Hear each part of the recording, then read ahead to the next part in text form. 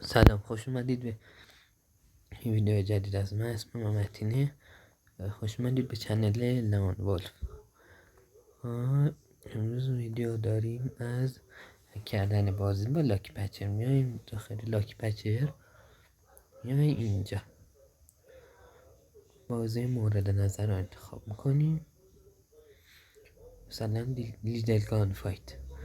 میایم اینجا که زده لیست پچ ها، ساختن فایل APK برای شبیه سازی پرداخته در برنامه رو میزنیم اینجا و بازسازی برنامه رو میزنیم که حالا من چون قبلا بازی رو هک کردم دیگه نیاز به این ندارم.